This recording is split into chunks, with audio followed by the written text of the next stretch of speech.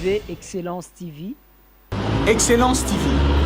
Excellence TV. Excellence TV. Excellence TV. Excellence TV, la force de l'imagination créatrice. Il n'y a pas mieux. Abonnez-vous. Abonnez-vous. Abonnez-vous. Nous sommes en direct de Kanlouka, dans la commune de Kitam, notre cher ami téléspectateur d'Excellence Télévision. Nous sommes venus assister au meeting du président de l'ECD, Martin Fayulu Madidi. Le président n'est pas encore arrivé, mais comme vous le constatez, il y a la mobilisation.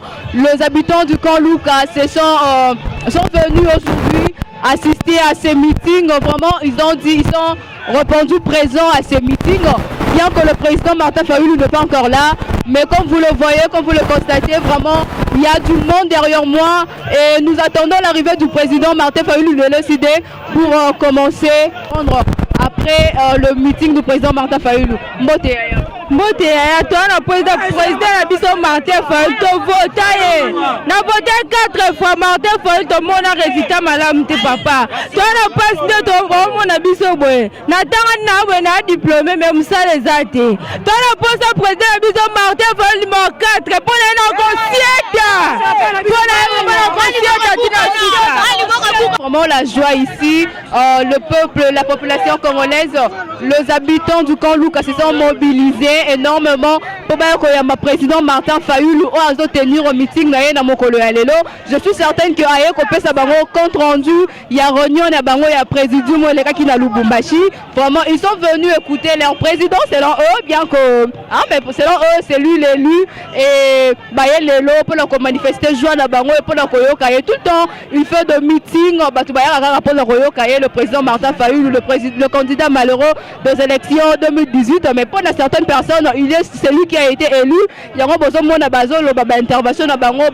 point de vue par rapport au numéro 4 qui était le numéro du candidat Martin Fayulu Madidi qui avait perdu aux élections, mais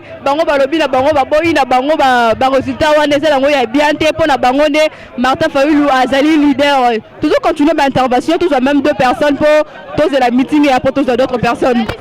Bonjour messieurs. Bonjour.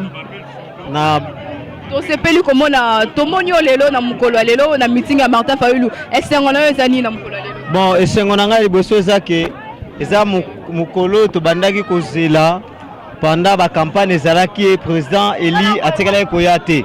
Mais lelo eza journée o aye po ayebisa biso makambo nyonso ndenge ezoleka na mboka yango moni population etonde bele boye toza na esengo mpena makasi parce que mutu tovotaki ye wana susi na biso na mboka eza nini bazongisela biso état de droit ezonga na mboka oyo po soki état de droit ezongi mais Fayulu ndenge abimaki balinga kokoma président tilelo mais pendant que état de droit ezate c'est pour ça ozomona ba tricherie même ici na président c'est tout corruption ezokoma partout toujours,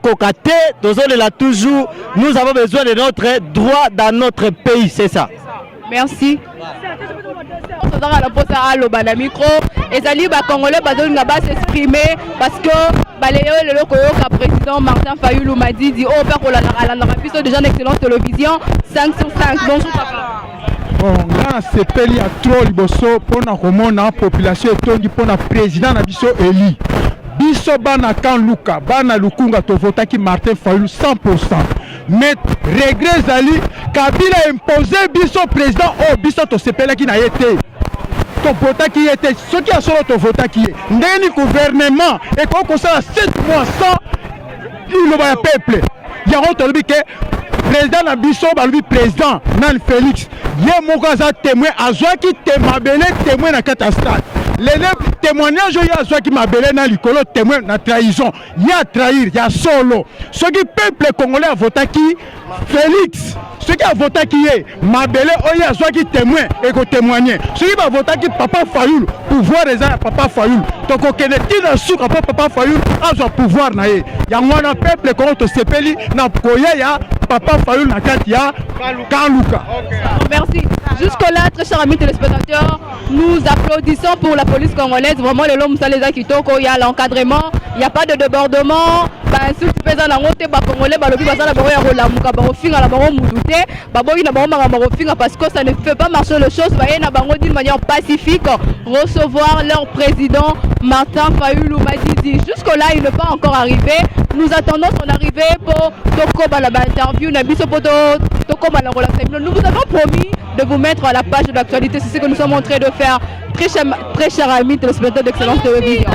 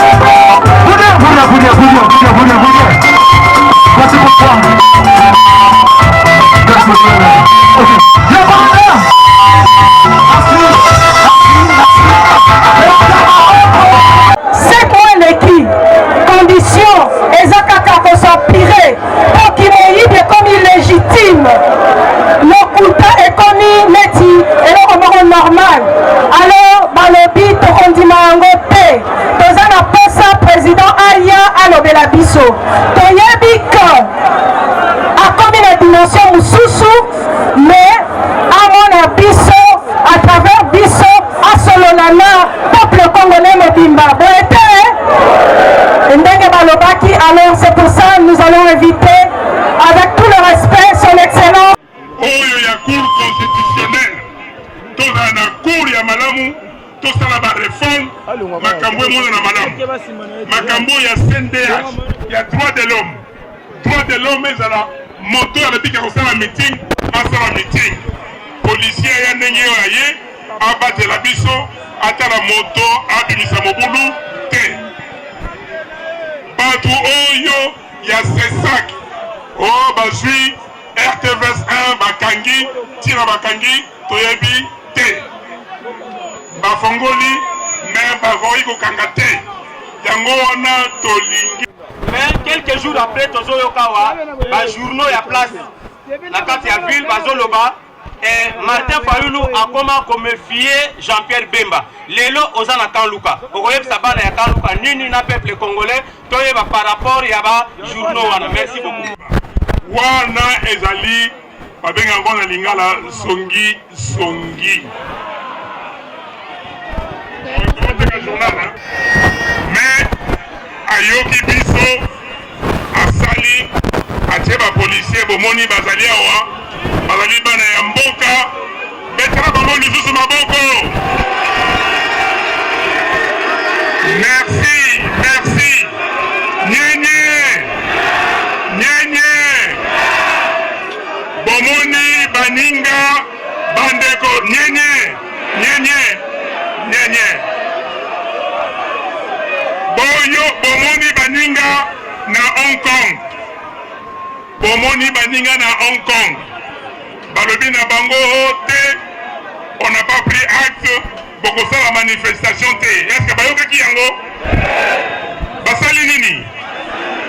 Basali manifestation. Ça va été le 30 juin. Tango bayebisaki biso o boko tambola te. To tambola ki te.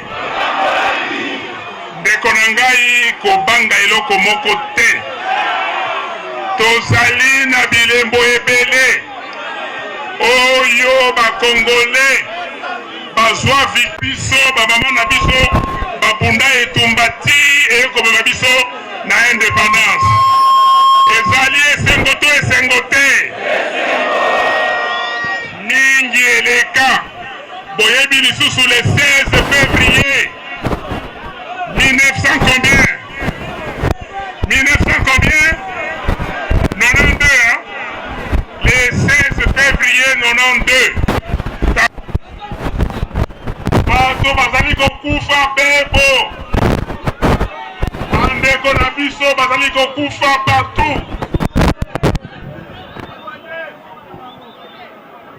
bomoni na mboka na biso kuna na Ituri na mboka na biso kuna na Beni na mboka na biso na Butembo na Lubero bato bazali kokufa lokola basoso bazali kokufa lokola basoso tolobaki boye tolobaki ke soki to vandi na kiti ya kimokonzi tozwaki les 10 premières mesures boyokaki les 10 premières mesures ya liboso ezalaki nini ya liboso ezalaki kankokolo nayeki moto alobi yango awa kankokolo ekokende wapi ekokende wapi tala na jugu kende komona na Mahagi kende kotala partout kuna na littoral Albert ndenge tobengaka babomi bato depuis le 10 juin ti lelo oyo bato bakufi ebele bazali kodekapite bango na bamachete bazali kodekapite bango koboma bato lokola basoso na Uvira na Fizi babomi bato babomi bandeko na biso po bandeko wana balobaki nini balobaki 100 personnes depuis toloba o toloba te toloba o toloba te Minembwe ezali mboka ya banani ezali ya banani bandeko na biso tina libanda bazali koloba likambo ya Minembwe bandeko ya mboka mosusu bazali kosala demonstration balobake Minembwe eza ya bango Minembwe eza na mboka nini eza na mboka nini eske tokotika yango na Ruchuru na Lubero kuna bandeko nyonso na baville bamboka mosusu ya Sud Kivu bandeko oyo baza na bamboka mike mike bakimi baza koya na ville parce que bazali komasakre bango mikolo nyonso eske biso awa na Kisasa toza na esengo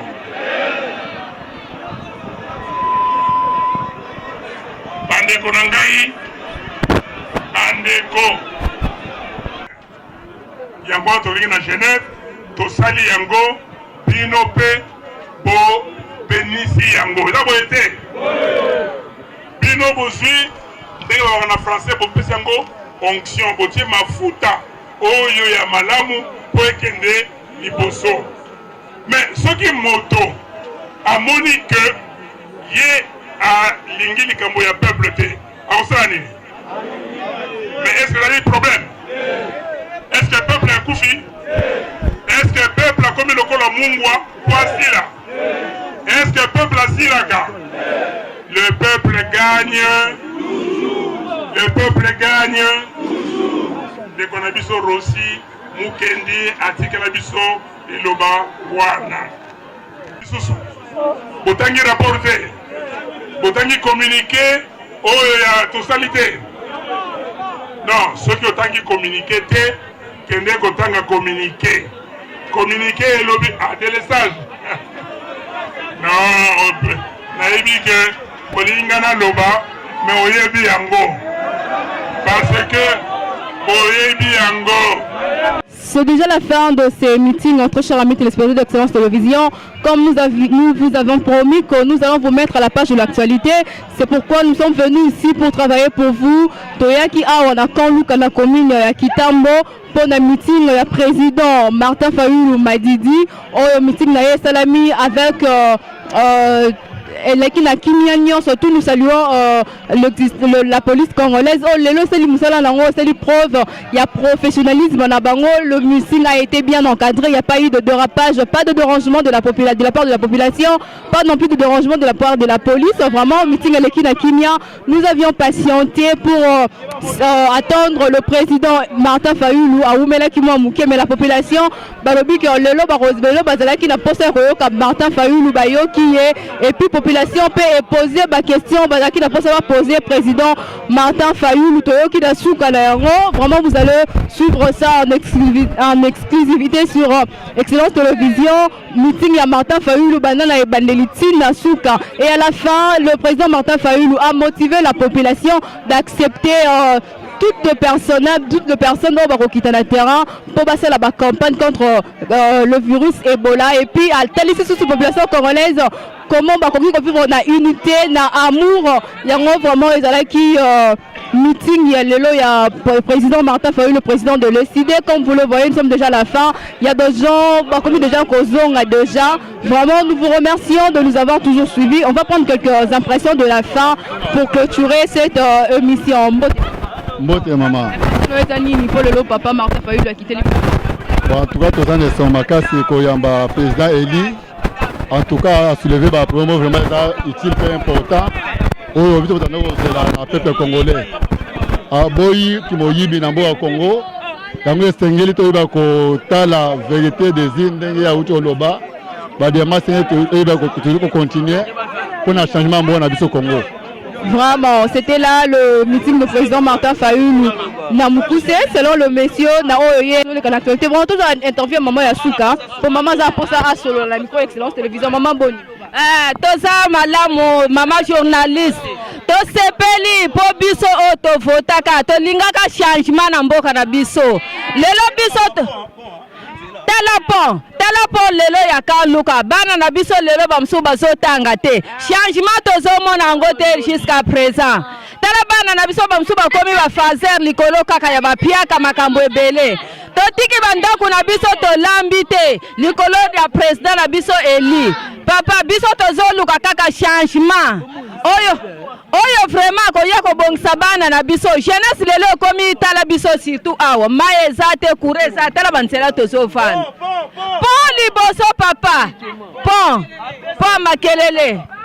Merci beaucoup, très chers amis téléspectateurs. Déjà, Toromi na biso la souka mais bateau bazara la posa ba lobaneti na debi. Vraiment poto lobela o eleki na meeting, le président Martin Fayulu a commencé le meeting par une minute de silence pour la population congolaise, oignon surtout Bakoufaki. Et puis, meeting n'a qui tellement bien la vérité des urnes. Et à la fin, il a conseillé la population congolaise. On a continué à battre, surtout Barokitana terrain, au bazar envoyé par le ministère de la Santé pour un problème au Italie Ebola. Vraiment, c'était vraiment bien passé, très bien encadré. Nous vous remercions. Restez branchés sur Excellence Télévision, la force de l'imagination créatrice. Et vous ne serez pas dessus. Ciao.